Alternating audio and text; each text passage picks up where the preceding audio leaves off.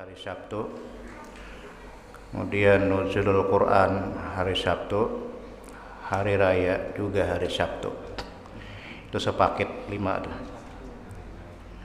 Jadi kita bersama-sama membaca doa awal tahun. Kita ulun mairid lah.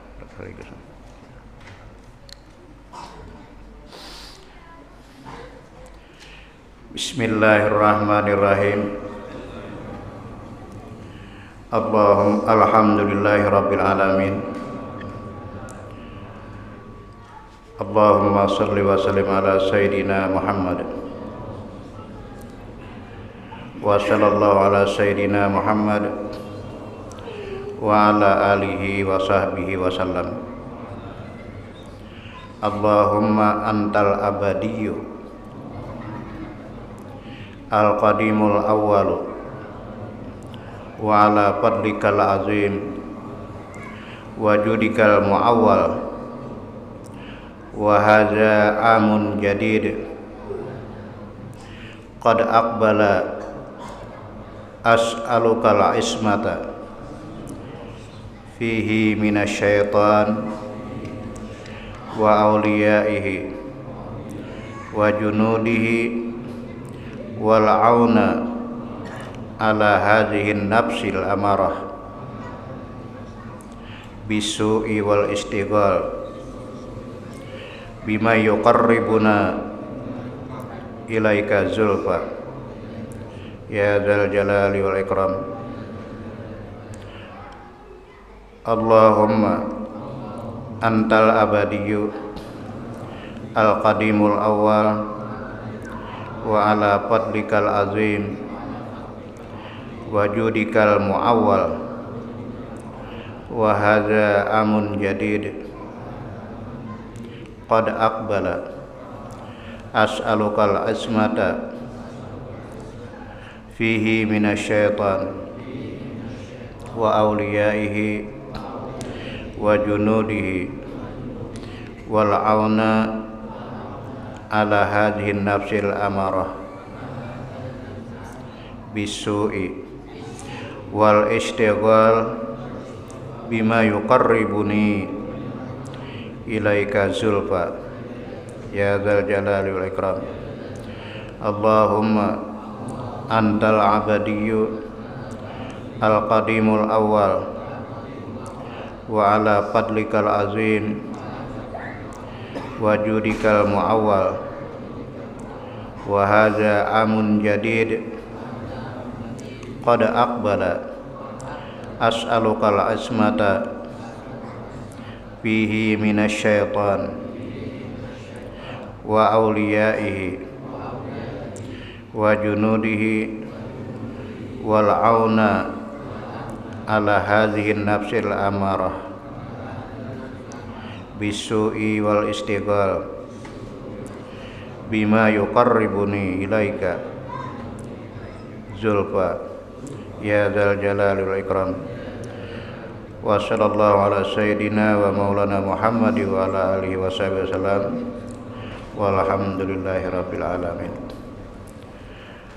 Jadi kita mematahkan musuh-musuh kita, membentengi musuh-musuh kita. Kita buat kada berdaya syaitan nafsu yang kita musuhi, insyaallah dalam setahunan Allah pelihara. Kita menyambung pengajian. Bismillahirrahmanirrahim. Alhamdulillahirabbil alamin wassalatu wassalamu ala asyrafil anbiya'i wal mursalin sayyidina wa maulana Muhammad wa ala alihi washabihi ajmain. Qala musannifu rahimahullahu ta'ala wa nafa'ana bihi wa bi'ulumihi fid dharaini amin wa bihi nasta'in wa la haula wa la quwwata illa billahil aliyyil azim. Qala Imam Syekh Abdus Samad Al-Palimbani rahimahullahu ta'ala laman 42 baris kelima syahdan dalam kurung. Baris kelima syahdan sayugianya jangan engkau masyghul, jangan engkau sibuk. Ini nasihat agama, fatwa agama terhadap kita.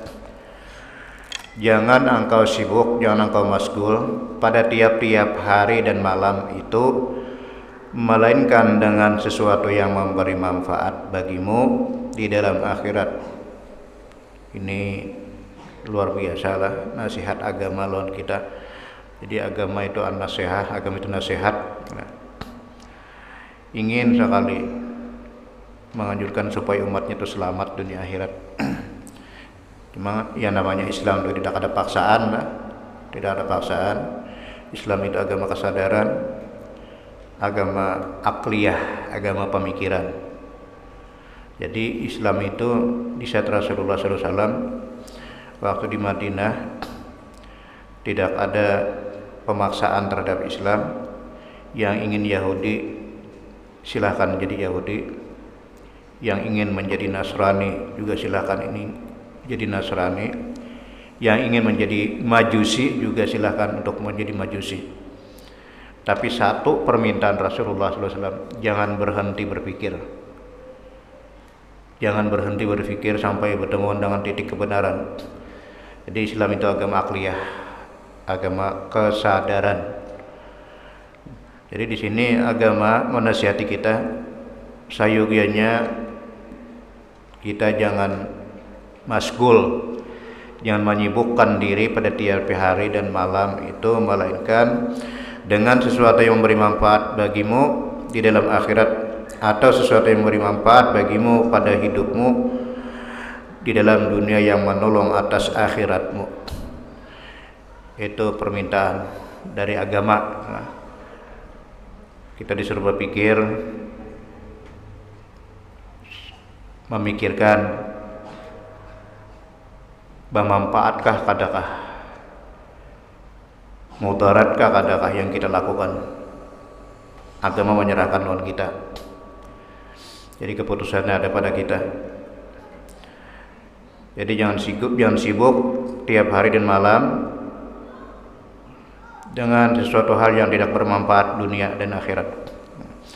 Maka jikalau tiada kuasa engkau mendirikan agama, kan ada solusi inilah. Jikalau tiada kuasa, kada mampu, tidak sanggup engkau mendirikan agama pada berbuat ibadat. Jadi beribadat nang kaya orang kada mampu, nang kaya orang alim kada mampu, apalagi kaya orang wali.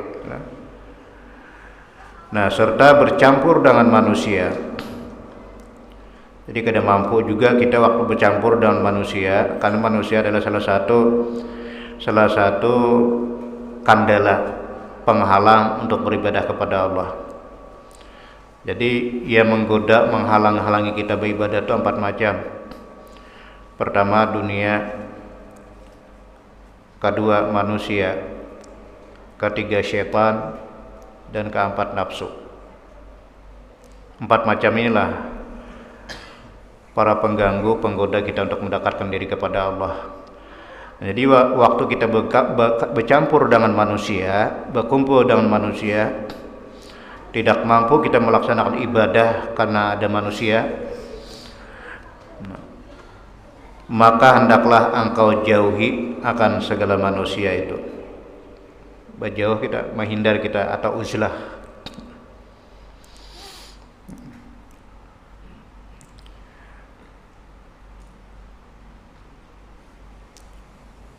Jauhi akan segala manusia itu seperti engkau jikalau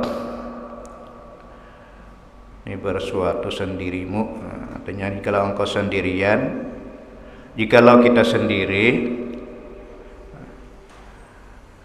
niscaya kuasa mendirikan agama pada berbuat ibadah.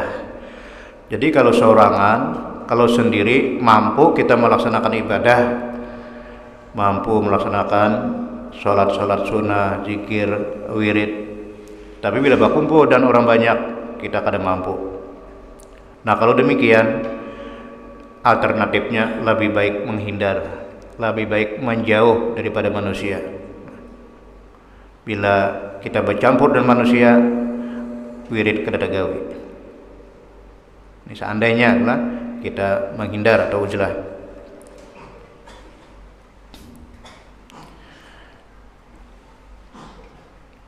Maka jikalau tiada kuasa akan yang demikian itu, kada mampu juga bercampur lan orang banyak, kada mampu beribadah sendirian, kada sanggup juga. Nang kada bermanfaat terus yang kita lakukan. Maka jalan terakhir, maka hendaklah engkau tidur. Tidur guring. Itu lebih aman, lebih selamat untuk menjauhi yang dua macam tadi. Tidur lebih baik. Tidur itu terlebih baik daripada duduk berhabar-habar, duduk bercerita, berkisah-kisah yang tiada memberi manfaat akan agamamu. Jadi kita sendirilah yang memutuskan, kita sendiri yang memikirkan. Banyak kata Rasulullah, al-qaisu mandana nafsahu wa amila bima ba'dal maut. Itu hadis Rasulullah. Orang cerdik itu, orang pintar itu kata Rasulullah, atau orang yang jenius itu ialah orang yang mampu melawan nafsunya dan senantiasa beramal beribadah untuk bekal hari esok mati. Jadi itulah orang cerdik. Orang cerdik senantiasa perbuatannya, amalnya ingin sekali tujuan hendak mati. Bagaimana aku mati, kayak apa aku mati. Itulah yang cerdik, karena pikiran itu arahnya, langkahnya jauh, melangkah jauh benar. Nah sebaliknya kata Rasulullah, wal ajizu man ittaba nafsahu hawaha. Orang yang bodoh, orang yang lemah akal, itu adalah orang yang senantiasa menuruti hawa nafsunya. Wa tamanna Allah. Dia senantiasa bercita-cita, mengangan-angan, menghayal mudahan masuk surga, tapi kada mau amal. Nah, itulah orang bodoh. Jadi orang cerdik, orang yang bisa menahan, melawan nafsunya, hawa nafsunya, dan beramal bima ba'dal maut. Jadi lebih baik tidur, lebih baik guring daripada kita bercerita yang tidak bermanfaat.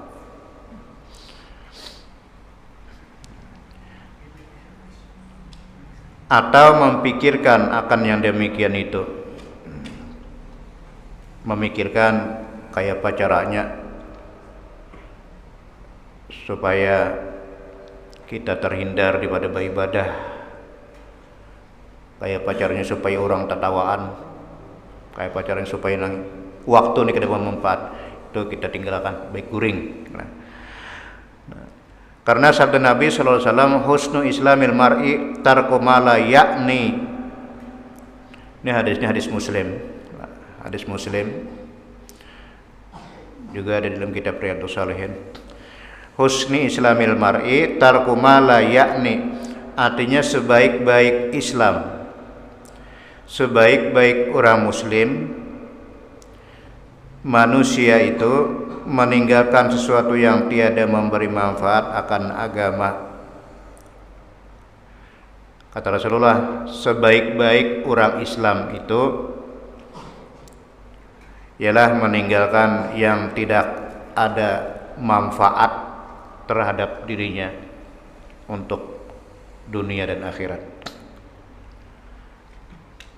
Kita aja tuh lagi lah memikirkan, menyaring, menyeleksi. Sebaik-baik manusia, sebagus-bagus manusia kata Rasulullah adalah orang yang meninggalkan sesuatu yang tidak bermanfaat terhadap dirinya. Bila kita tahilap tersalah belikakan, tahilap tersalah belikakan. Karena manusia memang itu tempatnya lah, tempat hilap. Jadi ya namanya manusia, hilap sadar, hilap sadar, hilap sadar, itulah manusia. Nah, kita kembali, kita terusakan. Faslun fi adabil isti'dadi li sairis salawat. Ini suatu pasal pada menyatakan adab mensediakan, menyiapkan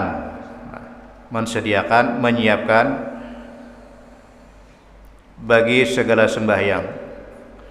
Sebelum kita melaksanakan sholat, kita persiapkan dulu. Kita persiapkan, kita siagakan dan sediakan. Karena ini masalah besar, Pak. Masalah besar, perkara besar. Sholat adalah perkara yang paling besar dalam hidup kita. Jadi jangan tergesa-gesa, jangan terburu-buru. Kita persiapkan sebelumnya. Karena yang menyiapkan waktu sembahyang sebelum kita sholat itu bagaikan kini di akhirat menanti waktu sembahyang, menanti waktu panggilan hisab sama dengan menunggu waktu sholat. Bermula sunat engkau tidur pada waktu al-qailulah. Tidur qailulah lah, itu jam 10 sebelum tang hari,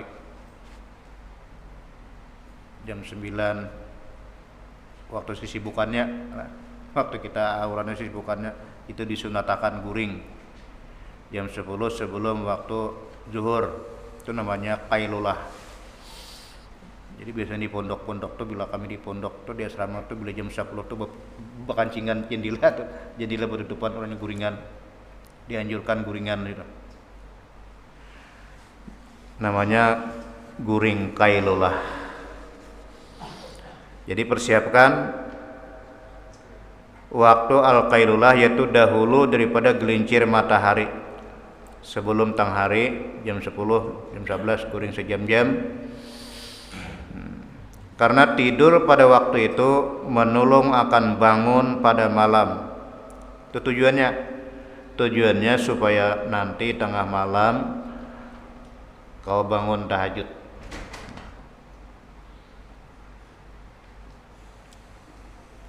Namanya tidur qailulah, itu yang paling disunatakan. Supaya mengerjakan sembahyang tahajud atau berjaga pada buat kebajikan yang lain daripada sembahyang tahajud. Ada keperluan malam untuk beribadah, nah selain pada tahajud kita guring sebelum zuhur. Karena itu namanya guring qailulah, disunatkan oleh agama. Nah kalau guring pagi setelah salat subuh itu mewarisi fakir, mewarisi miskin. Kalau tidur setelah asar mewarisi junun, gila. Pagi mewarisi fakir, sore habis asar mewarisi gila. Nang roten lah, roten namun sekali-sekali kada. Amunnya guring jam 10 dengan niat tujuan supaya membantu kita bangun tengah malam, itulah qailulah, tidurnya para wali-wali Allah. Nah, adapun tidur pada waktu itu dengan tiada berbuat ibadat pada malam, maka yaitu seperti orang yang makan sahur dengan tiada puasa. Sama, makan sahur itu tujuannya supaya jangan lemah siang, supaya kuat siang. Tujuan makan sahur di samping berkatnya banyak. Nah lalu orang yang tidur qailulah kemudian malam kada bangun, sama dengan orang makan sahur tapi siang ada puasa. Makan sahur aja 4 tapi kada puasa, itu perumpamaan lah. Karena tujuan guring di situ untuk membantu bangun tengah malam. Adapun makan sahur untuk membantu supaya siang kuat.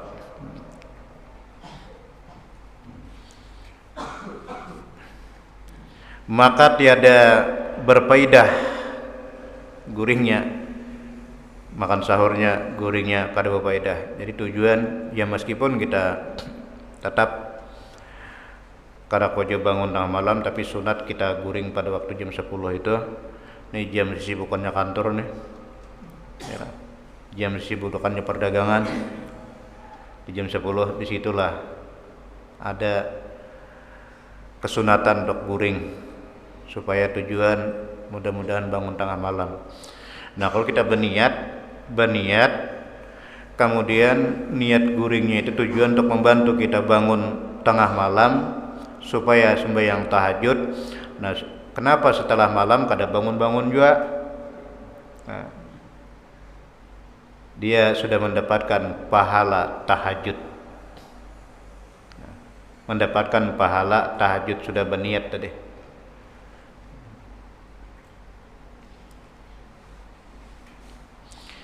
Jadi kalau memang sengaja bangun tapi ada sholat, bangunnya coba kami sholat pipis berapa pulang, itu sama dengan orang yang makan sahur tapi ada puasa. Kada berfaedah. Dan hendaklah engkau bangun dahulu daripada waktu zuhur. Bangun sebelum waktu zuhur, jangan imba asar bangun.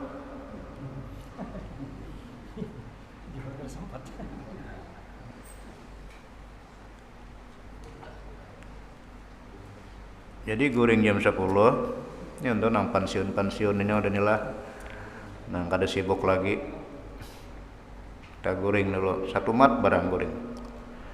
Waktu jam 10 meraih pahala sunat gitu.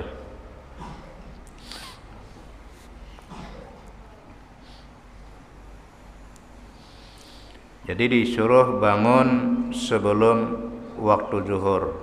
Nah, supaya engkau bersedia mengerjakan sembahyang zuhur.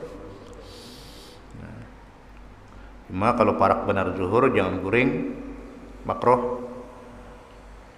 Makruh kita tidur di saat waktu sudah hampir sampai.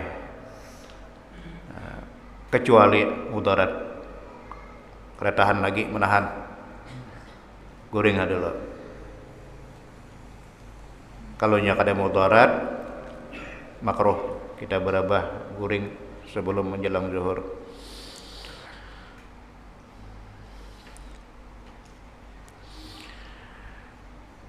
Jadi tujuan bangun supaya engkau bersedia mengerjakan sembahyang zuhur pada awal waktu. Nah, setelah itu maka hendaklah engkau mengambil air sembahyang. Habis bangun guring tadi. Bangun guring, kalau perlu mandi dulu. Nah, kurang lebih setengah jam sebelum zuhur kita persiapan mandi, berwudu. Nah, kemudian maka sembahyang kau 2 rakaat sunatul wudu. Sembahyang 2 rakaat sunat wudu. Ini sunat wudu ini bid'ah lah, bid'ah menurut orang nang katuju membid'ahkan. Karena memang hadisnya ada. Hadis yang memerintahkan tentang masalah sunat wudu itu ada. Sunat wudu ini Sayyidina Bilal bin Rabah gitu kan. Bilal bin Rabah waktu itu Nabi, kenapa ada bunyi telapak sandal dalam surga? Ada bunyi sandal berjalan di dalam surga. Sekali diperiksa oleh Nabi, Bilal bin Rabah. Didatangi Nabi, Bilal, ujar Nabi, wahai Bilal, apa yang kamu amalkan? Aja Nabi. Tidak ada ya Rasulullah. Kada aja Nabi, aku mau lihat sandal ikam tadi, kamu berjalan dalam surga. Kalau Bilal berpada, dia bilang, aku senantiasa habis wudu sembahyang. Bila habis wudu sembahyang. Lalu Nabi tersenyum. Tersenyum berarti ini sunnah artinya lah. Senyum Nabi, diam Nabi itu sunnah, sementara tidak ada larangan. Meskipun perintah ada, tapi Nabi diam, senyum. Sunat wudu hukumnya sunat. Dan sunat wudu ini kada ada waktu kada ada waktu tahrim, kada ada waktu haram. Nan jam berapa aja. Bila habis wudu sunat kita wudu, cuma abdal itu di rumah. Maka lalu pergi ke masjid. Setelah sunat wudu lalu pergi ke masjid. Dan apabila sampai engkau ke masjid, maka sembahyang engkau 2 rakaat tahiyatul masjid. Di dalam hadis Bukhari, man kharaja min baitihi, barang siapa keluar daripada rumahnya, la yaqsudu illa salat, tidak ada maksud dan tujuan kecuali sembahyang ke masjid berjamaah. Kana bi kulli khatwatin, tiap-tiap satu langkahnya, kata Rasulullah, itu Allah angkat derajat.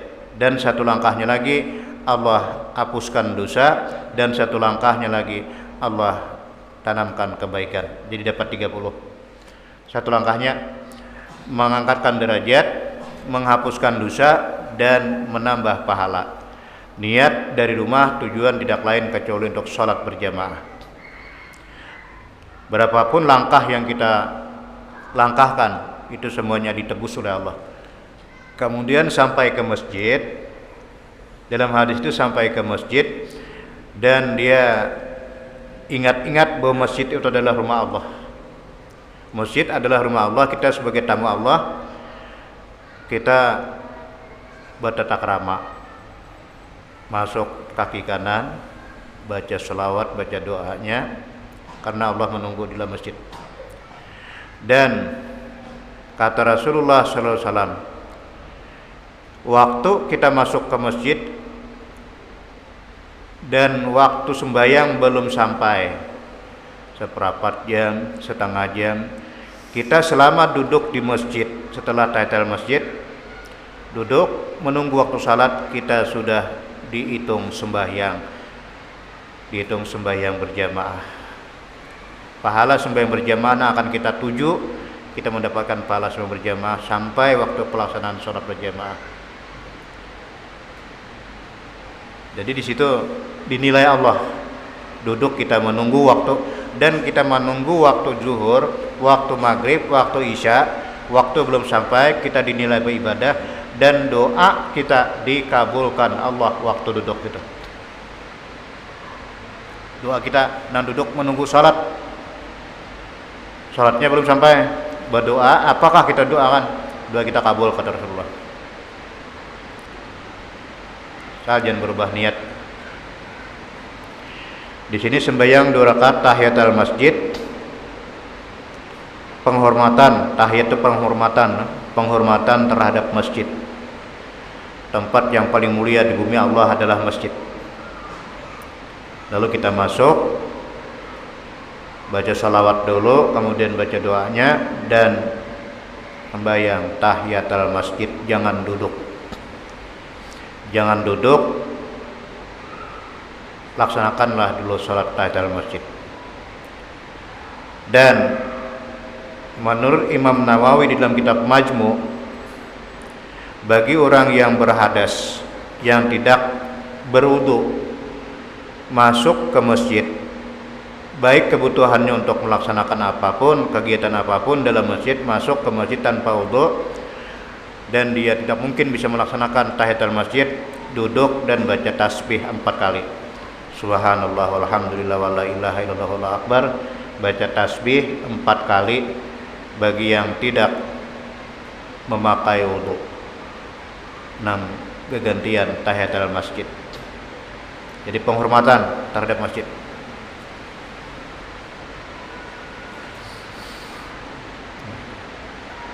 Dan apabila engkau dengar akan bang, itu titiknya dikurangi ya, bang panjang. Dan apabila engkau dengarkan akan bang,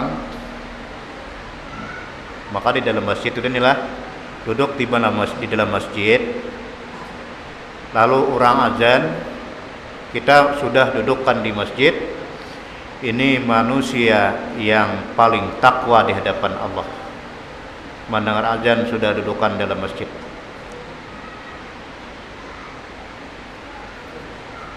Apabila engkau dengar akan bang, maka hendaklah engkau jawab akan dia. Jawab apa yang dikata oleh orang azan. Cuma ini ulama menambahi di saat Bilal atau muadzin mengucapkan asyhadu an la ilaha illallah, kita menjawab ana asyhadu an la ilaha illallah. Tambahi anaknya, memperkuat. Meskipun asyhadu itu maknanya aku bersaksi, kita keluarkan anaknya, ana asyhadu an la ilaha illallah. Itu penguatan, kita bakal menjadi saksi di akhirat bahwa tidak ada Tuhan kecuali Allah. Kita tambahi anak aja. Bila ujar Bilal asyhadu an la ilaha illallah, ana asyhadu an la ilaha illallah. Ini rahasia para orang-orang yang dekat kepada Allah. Dan apabila wa asyhadu anna Muhammadar Rasulullah, jawablah, kenapa malaikat ini di belakang, malaikat menghadap di belakang mengiringi Adam nih. Bila Adam ke kanan juga, ke kiri juga. Ya Allah, kenapa malaikat ini di belakang kok? Jadi ujar Tuhan, tuh ya, Nur Muhammad disulbikan tuh. Nur Muhammad disulbikan. Ya Allah, pindahkan ke depan. Nurnya pindahkan ke depan, dipindah oleh Allah ke depan. Kemudian kemukaan pulang malaikat ke depan bertahan. Jadi ngalibat berjalan Adam, malaikat di muka bertahan, tapi Adamnya kada melihat di nur nih. Ya Allah, permintaanku sekali lagi, andak ke ibu jariku nih. Letakkan nur itu di ibu jariku. Lalu di situ setelah melihat Adam, nur Rasulullah di ibu jari Adam, lalu Adam kerindangan, rindu. Marhaban ya Habibi, selamat datang wahai kekasihku. Waj'al qurrata ayun ya Rasulullah, jadikanlah sebagai hiburan mataku, pandangan mataku. Dikusut, baca. Itulah sejarahnya kenapa mengusut. Apa kalau bacanya? Marhaban ya Habibi, waj'al qurrata ayuni ya Rasulullah. Nabinya langsung kita pusutakan. Ini kita masuk isya adalah. Kemudian wallahu a'lam. Nah, bertanya Mbak Isya aja. Al-Fatihah. A'udzubillahi minasyaitonir rajim. Bismillahirrahmanirrahim. Rabbil alamin arrahmanir maliki yaumiddin. Iyyaka na'budu wa iyyaka nasta'in ihdinas siratal mustaqim siratal ladzina an'amta 'alaihim ghairil maghdubi 'alaihim waladdallin. Amin. Amin ya Allah ya Karim. Bismillahirrahmanirrahim. Alhamdulillahirabbil alamin wassalatu wassalamu ala asyrafil anbiya'i wal mursalin sayyidina wa maulana Muhammad wa ala alihi wa sahbihi ajma'in. Allahumma atina imanan shadiqan wa yaqinan laysa ba'da kufrun wa rahmatun anna biha syarafa karamatika fid din wa dunya wal akhirah. Rabbana atina fid dunya hasanah wa fil akhirati hasanah wa qina adzabannar.